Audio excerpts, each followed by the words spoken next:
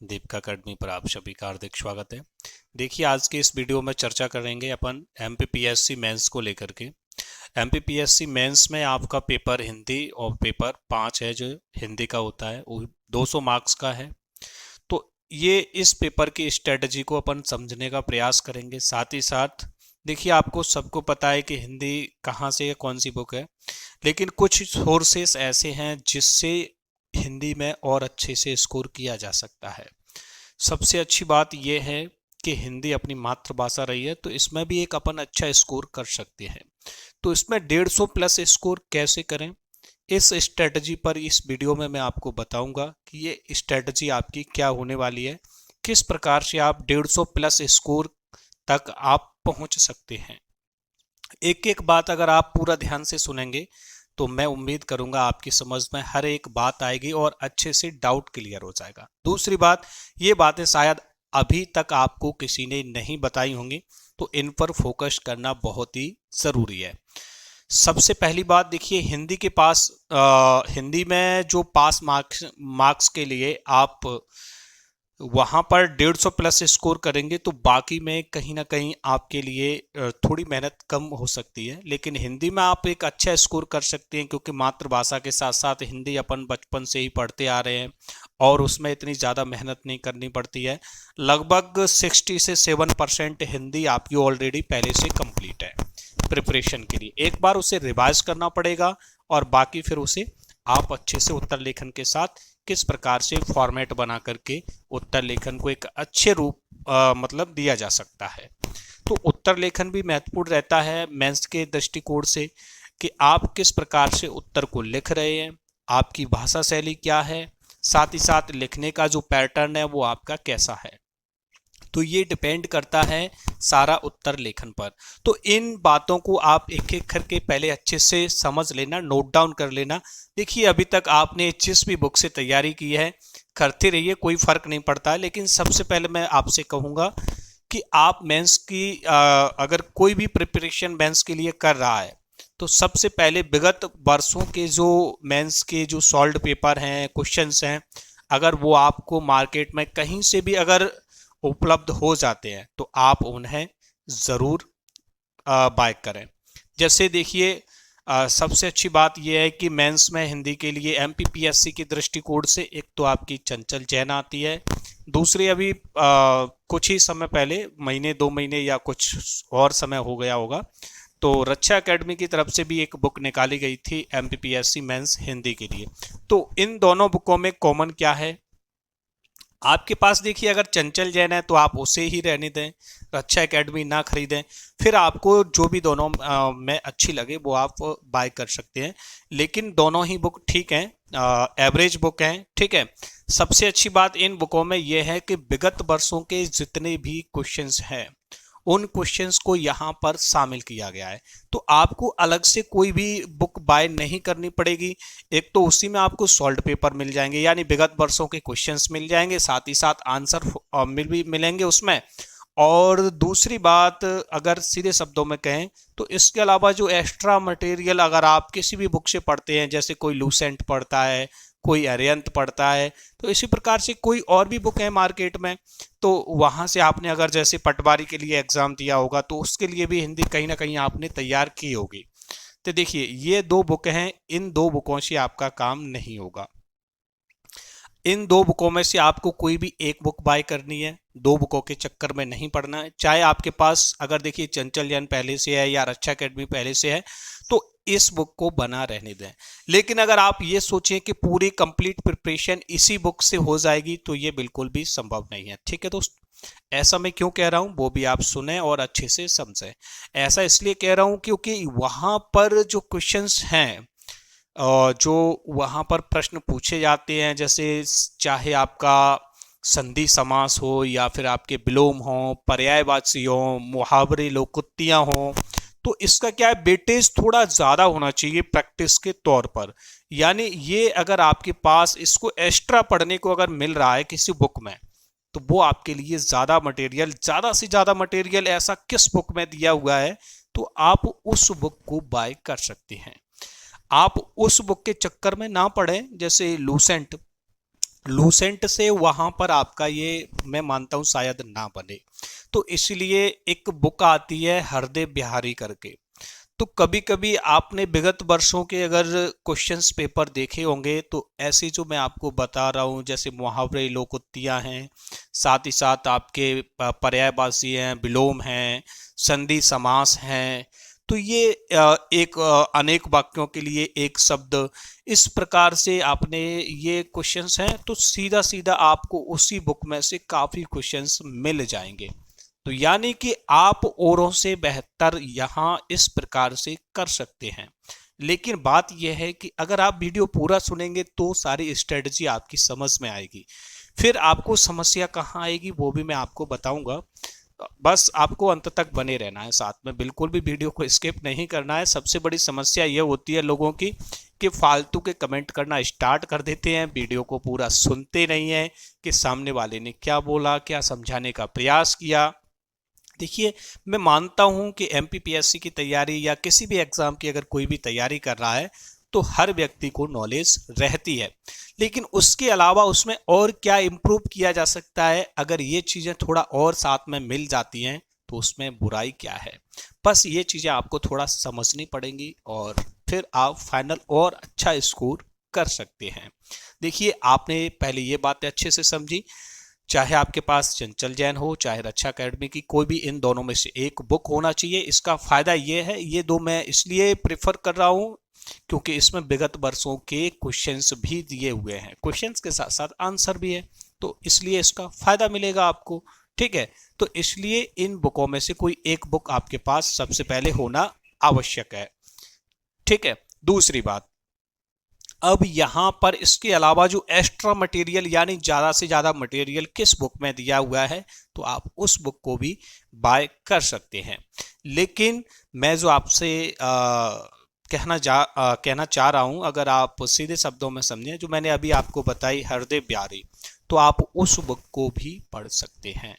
ठीक है, अब जैसे आपका पत्र लेखन हुआ, पल्लवन संक्षेपण हुआ, तो ये सारे आपको चंचल जैन में भी मिल जाएंगे, रक्षा एकेडमी में भी मिल जाएंगे, तो इसके लिए आपको कहीं ज़्यादा भटकने की आवश्यकता नहीं है। ठीक है, दूसरी बात, अब जो एक ट्रांसलेशन के लिए आता है, हिंदी से इंग्लिश में ट्रांसलेट करें, इंग्लिश से हिंदी में ट्रांसलेट करें, इस प्रकार से एक गद्यांश आता है। ठीक है, तो उसे आप गद्यांश आता है, ठीक है, तो उसे आप किस प्रकार से ट्रांसलेट करें, समस्या वहां पर बनती है। तो ऐसी स्थिति में ट्रांसलेट करने के लिए आप उसी पर अभी से अपनी अप्रोच बनाने की कोशिश करें। जैसे विगत वर्षों के अगर आप क्वेश्चंस उठाकर देखेंगे तो उसको आप अपने अकॉर्डिंग बनाएं, अपने लेखन शैली के आधार पर। जैसे कोई भी बुक है, अगर आपने कोई बुक बाय की, उस बुक में किसी प्रकार से उसको मेंटेन कर रखा है, तो आप उसे क्या करेंगे कि सबसे अच्छी बात यह है कि आप उसे अपने अकॉर्डिंग करेंगे, ना कि बुक के अकॉर्डिंग। बुक से पहले दो चार कोई भी गद्यांश आप समझने का प्रयास करना, ऐसे टाइप का रहता है, तो उसे आप समझने का प्रयास करना, फिर उससे आपको जो और एक्स्ट्रा दिए हैं उनको आप खुद से बनाने की कोशिश करना। फिर अब आपको पता कैसे चलेगा कि ये मैंने सही ट्रांसलेट किया है या फिर गलत ट्रांसलेट किया है। तो इसके लिए आपको पता है, वैसे सभी को पता है, गूगल ट्रांसलेट करके एक ऐप आता है, तो उस पर जैसे ही आप इसे डालेंगे तो आपको पता चल जाएगा जो मैंने ट्रांसलेट किया था उसमें क्या क्या गलतियां हैं, कहाँ कॉमा लगेगा, कहाँ फुल स्टॉप आएगा, साथ ही साथ मिस स्पेल्ट क्या है, वो सारी चीजें भी वहां पर निकल के आ जाती हैं। तो उसका भी आप सहारा ले सकते हैं। एकदम करेक्टली अगर आप लिखना चाहते हैं तो छोटी मोटी गलतियां होती हैं, इशू होता है, तो वो चलता है। और 100% देखिए, आपके पास समय है, अभी 4 से 5 महीने हैं इस बार मेंस के लिए। अक्टूबर में शुरुआत होगी मेंस की, लास्ट अक्टूबर में जाकर के, तो अक्टूबर भी आप पूरा मान के चलें। तो इसलिए आप इस प्रकार से 150 प्लस हिंदी में ला सकते हैं, लेकिन स्ट्रेटजी को फॉलो करना, समझना और उसे अपने जीवन में उतारना, यानी कि विद्यार्थी जीवन एक ऐसा होता है, कल कोई आप कुछ और दूसरा दोस्त कर रहा है तो आप उसे ना देखें कि वो क्या कर रहा है। आप बाकी खुद भी समझदार हैं, आपको खुद भी पता है कि क्या सही है क्या गलत है। जैसे हिंदी में ऐसा मैंने इसलिए कहा है, 200 नंबर की हिंदी आती है, 200 में से आपकी देखिए संधि समास, इस प्रकार के पर्यायवाची शब्द, विलोम, मुहावरे, लोकोक्तियां और अनेक वाक्यों के लिए एक शब्द, तत्सम, तद्भव, इस प्रकार के क्वेश्चंस बनते हैं। और कुछ आपके हिस्ट्री से भी बनते हैं, हिंदी में हिंदी साहित्य से संबंधित पूछे जाते हैं, रचनाएं पूछी जाती हैं, ठीक है। और प्रगतकालीन, इस प्रकार से छायावादी कवि, ठीक है, तो नई कविता और छायावाद जो कवि हैं उनके द्वारा जो रचनाएं लिखी गई हैं उनके बारे में पूछा जाता है, ऋतकालीन कवि। तो इस प्रकार से क्या एक पूरा क्राइटेरिया आपको पता होना चाहिए उत्तर लेखन के साथ कि किस कवि का क्या योगदान रहा और ये किस कार्यकाल से संबंधित है। तो उससे फायदा ये होगा कि आपको उत्तर लेखन लिखने में समस्या नहीं आएगी। तो यहाँ पर देखिए, मैं मानता हूं अगर आपने इतनी हिंदी अगर पढ़ ली, जितने भी लेखक और रचनाएं हैं महत्वपूर्ण उनको आप अच्छे से पढ़ें, कहानी को समझें कि उसका शीर्षक क्या था उसमें, तो इस प्रकार से अगर आप पढ़ेंगे, जैसे आपने कहानी पढ़ी, आपने जीवन वृत्तांत पढ़ा किसी का, तो उसमें फ़ायदा ये है कि आपको एक नॉलेज मिलेगा और उस पूरे को पढ़ने के बाद आपके माइंड में एक आइडिया आएगा कि मैं इसे अपने शब्दों में कैसे लिख सकता हूँ। तो ये आइडिया अगर आपके मन में आना स्टार्ट हो गया तो आप ये मान के चलिए आप हिंदी में अच्छा स्कोर करने से आपको कोई नहीं रोक सकता, ठीक है।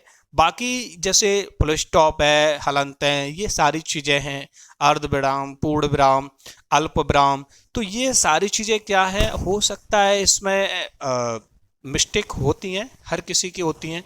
तो इस पर फोकस करने की बजाय आप उस पर फोकस ज़्यादा करें, शुद्ध शब्द, अशुद्धि, शुद्धि, ठीक है। तो ये सारी चीज़ें आप एक बुक से तैयार कर सकते हैं।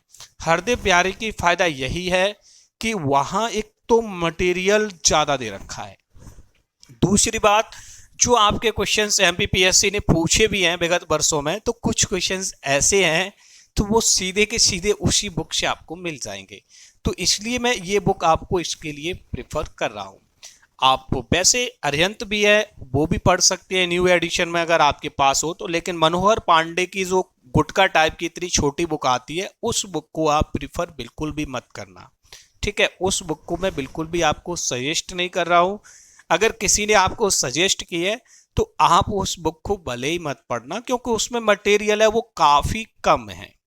उसमें हर परीक्षाओं को सम्मिलित जरूर किया गया है, लेकिन वो मटेरियल नहीं है जो एक्चुअल में मटेरियल उसमें एक्स्ट्रा होना चाहिए, ठीक है। तो अब वो छोटी मोटी चीज़ें, हर प्रकार के मुहावरे, लोकोक्तियाँ जो ज़्यादातर मैक्सिमम लोग बना लेते हैं, तो वो सारी चीज़ें उसमें देखने को नहीं मिलती हैं। जैसे अरिहंत है, लूसेंट है, इनमें तो इनमें वही मिलेंगी जो आप सभी लोग बना लेते हैं। लेकिन हरदे बिहारी की कहानी थोड़ी अलग है, उसमें क्या है, कुछ एक्स्ट्रा नॉलेज है। तो एक्स्ट्रा नॉलेज में जैसे आपको ये लगेगा कोई भी मुहावरा दिया है तो उसका अगर अर्थ पूछा जा रहा है तो ये लगेगा इसका ये भी सही हो सकता है यार, इसका ये भी सही हो सकता है। तो यानी वहां पर आपको सिलेक्ट करने में थोड़ी दुविधा होती है कि मैं इसमें सही से सिलेक्ट नहीं कर पा रहा हूं, इसमें सही है तो आखिर क्या है, ठीक है। तो उम्मीद है ये सारी बातें अब आपकी समझ में अच्छे से आ चुकी होंगी।